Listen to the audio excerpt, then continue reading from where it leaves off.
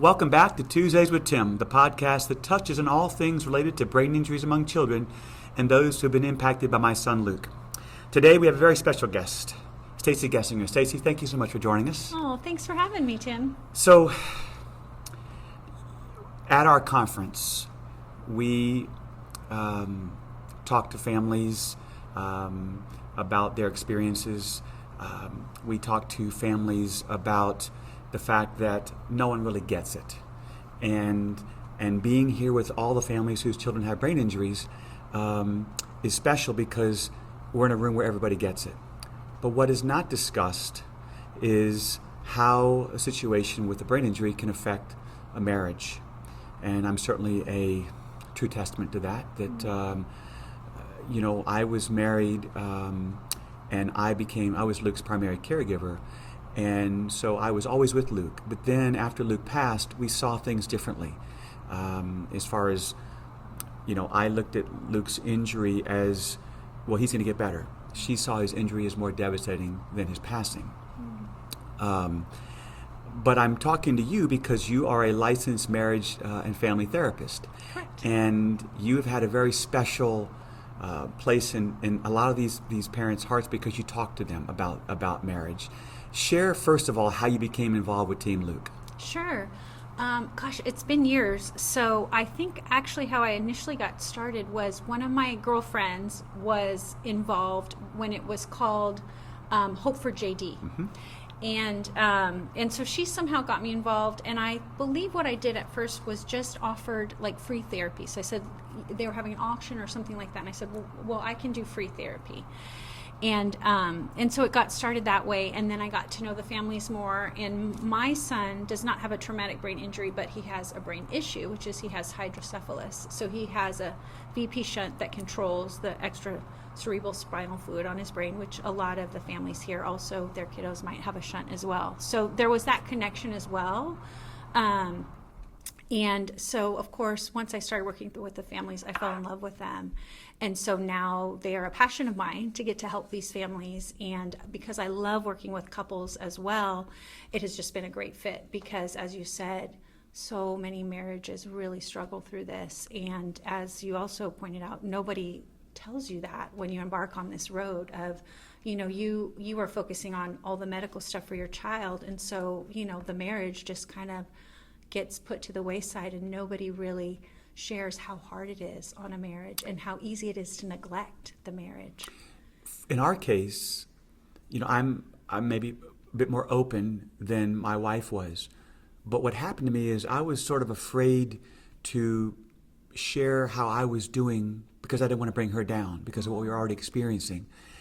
What is something that you would, maybe a point or two that when something like this happens, obviously we know communication is important, but elaborate more on that. Well, it's interesting that you say that because a lot of times when couples come to me, they will list communication as a problem, right? And usually it's not actually communicating that's a problem because we're always communicating all the time, even without words, right?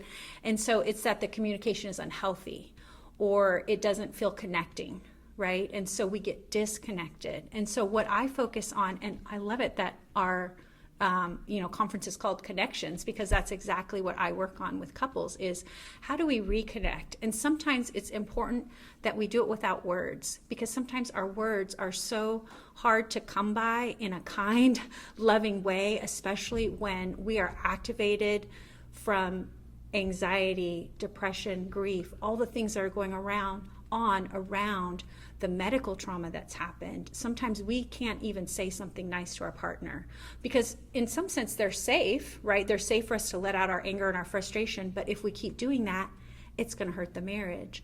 So one of the ways I work with families on is how can you connect without words? Like maybe let's take away some words a little bit because we need to work at connecting, and touch is one of the best ways that we can connect. And we do it with our kiddos when they're babies, right? Because we know if kiddos don't have touch from the moment they're born, and as they grow up, they will have developmental issues. They will have connection problems with people, right? And so we don't lose that need for touch as we age, but we sometimes neglect it, and especially as partners. But touch, if we have 10 seconds of skin on skin, it will release amazing amounts of chemicals in our body that are very positive and make us feel good. And one of the most important ones is oxytocin, which oxytocin tells our brain, I love and belong to you. So when we have skin on skin touch, our brain literally says, I love and belong to you. Well, that might help a marriage a bit, right? So if we can get that skin on skin touch, and we can do it when we're changing a diaper, like maybe our partner can come over and, hold on to our arm, or, we can do it while we're doing other things is the beautiful thing. We don't have to hire a babysitter and go out on a date to get this, right? Because often that's not possible with our families, One of the biggest issues is when dad is working, mom is the caregiver, or trying to maintain a household with the siblings as well as the child with a brain injury. Dad comes home, mom's exhausted, mom's irritated, mom's tired, and dad, struggles to, okay, she seems unhappy, she seems frustrated. And I remember in my dad's support group, I talked to a dad about how often do you text or call your wife during the day, checking on you, how are you, how is our little one, appreciate what you're doing. And a lot of times what I hear is not very often. And so, that's communication, but it is just simply reaching out. Yeah, that's such a good point. And that's the kind of healthy communication that we're not working out a problem. We're not trying to solve something, right? We're just simply reaching out. It's a touch. What you're talking about is a touch. It's not a physical touch, right? But it's a verbal touch through text. Hey, I'm thinking about you. It makes a huge difference, and it makes us feel connected. And so when we can do that, it sets us up better to have those conversations that might be hard, that we need to have about making decisions or what have you. But yeah, that's a beautiful way to connect is, and it doesn't take much time, because that's one of the things we have to keep focusing on with our families is they don't have a lot of time. I'm never gonna say hire a babysitter and go on a date. I'm not. Like, if you can, great, awesome, do that. But that's a luxury most of them don't have. And so we got to do things that take 10 seconds, that take 2 minutes. Those are the important things. So, yeah. I talked to a mom yesterday about, the fact that if there was only a blueprint prior to marriage, in case this were to happen, if there's a tragedy, those kinds of things ahead of time, we'd be better prepared for it. But something happened yesterday. You had an hour or an hour and a half session. Well, a little over. Yeah, we could have gone probably 3 hours. Yes, so awesome. With a number of couples at the conference. Tell us a little about that. Yeah, it was probably the most beautiful thing I've ever experienced in therapy. They were so willing to be vulnerable. And so, of course, without sharing any information about anyone in the group, I'll share a little bit about what we did, which was we started off just introducing ourselves and then saying what I asked if they were willing to share their biggest struggle in marriage. Every couple was willing to share right off the bat what is their biggest struggle in marriage. And that alone changed the entire dynamic of the group, because people right off the bat were willing to be vulnerable. And we actually processed that a little bit and talked about that. And one of them commented on how, well, this is a safe place because we're all family here. It all feels like family. And that was so obvious from, again, the moment they were willing to do that. And I had kind of in my head thought, probably nobody's going to answer that question, right? Because I'm like, that's really vulnerable, and we're starting off right at the bat. So I was so proud of them. Right off the bat, they shared that immediately. And then from that, we went and we talked a little. I gave a little maybe education, let's say some pieces on marriage and things like that. And then I asked them to share and practice gratitude with each other. And so gratitude is the number one homework exercise I give to all of my couples, no matter what. And I asked this group, though, to do it in front of each other. I had originally thought maybe we would pair off with our spouses and just, do it kind of quietly with each other. And I just felt kind of led to not do that in this group, and that they would be willing to share in front of the whole group. So each couple held hands, looked in each other's eyes, and said one thing that they were grateful for in their partner and how it makes them feel. And they did that in front of the whole group, and there was not a dry eye in the house for every couple that went. And there was a lot of laughter too. And they were so willing to be vulnerable and share even just the emotions that would come up for them hearing their partner say something. And for some of the people in the group, it was the first time they had heard gratitude literally in years, not just days or weeks, but years.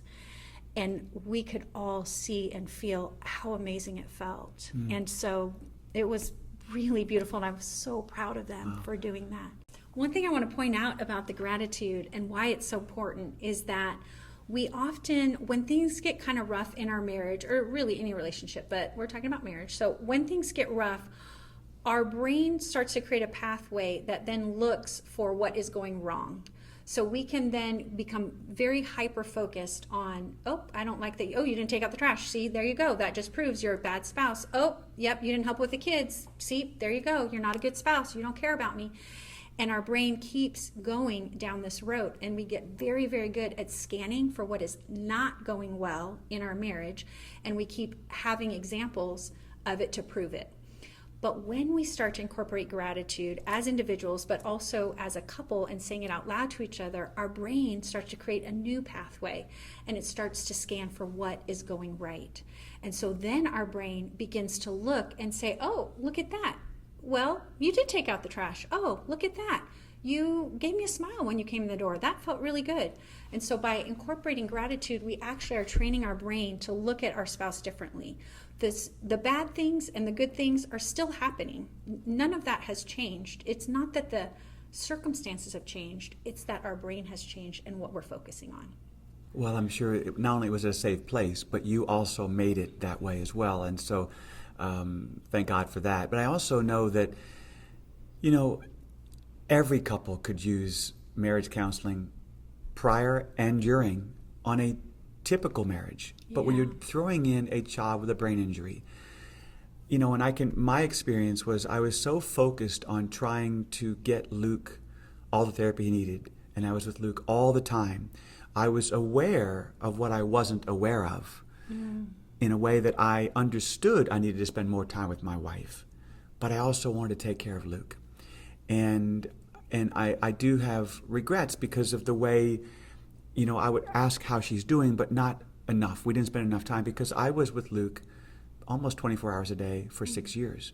Yeah. And so I when you talk about gratitude, I think the other things that happen to couples in the situation is their guilt. Did something happen? One could have affected the other. And then the key word is forgiveness. Mm-hmm. It took me 8 years to forgive the family that allowed this to happen to my son. But once that happened, I felt free. And yet, how many times do you think I was told, until you forgive, you can't heal? But I think forgiveness is such an important word for marriage as well. And, there's some key words that aren't there, and forgiveness being one of them. Yeah, it is. And you're right. There, especially if the spouse was involved in whatever, caused the brain injury, forgiveness is really hard. But you're right. Forgiveness is a huge piece because it's freeing for us, right? Mm-hmm. Forgiveness is letting go of the need for revenge, basically, right? Or the need to punish. And so, but really we punish ourselves, right? When we hold on to that and hold on to that hurt. And so, yeah, it's hard. And yet it is an act of our will, and it's an act. We have to work at it, right? Because if we wait for forgiveness, for the feeling of forgiveness, it may never come. It might, after 8 years it might, right? But also we have to work at it. And so some of these exercises I give the couples, like gratitude, helps move our will in the right direction, help us move to, if I forgave you, what would I do? Well, I might say nice things to you. Mm-hmm. So let's do that behavior that helps us then get the feeling of actually feeling forgiveness, right? And I think what you were talking about at year 8 sounds like you finally felt the freedom of forgiveness, right? But I'm guessing you were working a long time at getting there. Absolutely. Yeah. You mentioned one key thing is the gratitude. The second being physical touch. Can you give me one more that a family, that parents could really benefit from, especially in the case of parents who are, one is working, one is a caregiver, trying to find nursing, all that goes through this. And I know while you've been at the conference, you've seen it all, you've heard it all, haven't you? Yeah. Is there something else that someone can hold on to? Yeah, that is a great question. And I think the third one is harder because for me, again, the two I gave you are the top two. But I think maybe if I had to pick a third one, because now there's like lots that are going through my head, I do think, let me just say this, and you might need to edit it because I hadn't really thought of a third one. Exercise is huge in the sense of it calms our central nervous system down, and something as simple as going for a walk, especially if you can do it outside, is so calming to our central nervous system. It helps us relieve stress. It helps us relieve anxiety. It helps combat depression. It also helps us to release grief. And so it seems kind of a silly thing to say, but I think I might pick that one for my third one because it is so powerful. It is one of the most powerful non-medicinal things that we can do is move our bodies. And especially for couples who might need to have that conversation that they've been avoiding, I always encourage couples, hold hands and go for a walk when you have that conversation. One, you have the accountability of maybe your neighbors are listening, right? But two, when you're walking, your central nervous system is calm, your executive functioning brain is online, and so you're going to be able to have a more rational conversation, and it's going to go a whole lot better if you're just walking when you do it. Now again, sometimes with these families, they don't want to take the kids, so they can't leave the house and go for a walk, but you can walk around the island of your house, or you can walk around your couch, or there's places in your house you can walk, or maybe you can go on the back porch safely or something. And so again, ideally it would be go out for a walk. That's not always possible, but we can move, we can march in place. Like that also calms our central nervous system. You know, I would say an amen to all of this because for the past, now 9 years, it took me a long time to get my heart rate again because my heart rate was always up looking at monitors. Yeah, I bet. And so then I did nothing except walk. And if I'm walking, in Lubbock, when I lived in Lubbock for those last few years, I would walk around the park. And it was great for me, listen to music, listen to podcasts. And now that I've been in Dallas, I have a walking trail and I walk 3 miles every single morning.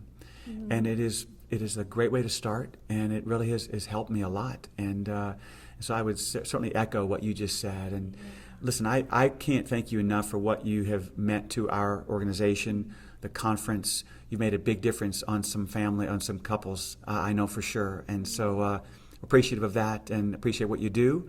And thanks again for everything you've done, Stacey. Oh, thanks so much. I'm so honored to get to be with these people, and they do feel like family, and it is a huge blessing to get to journey with them. So thank you for trusting me.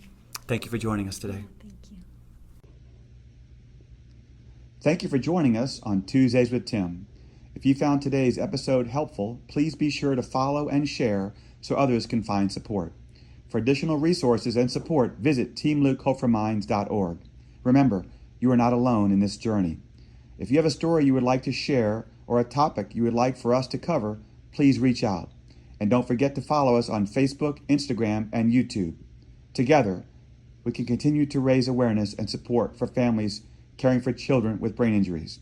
Until next time, take care and keep fighting like Luke.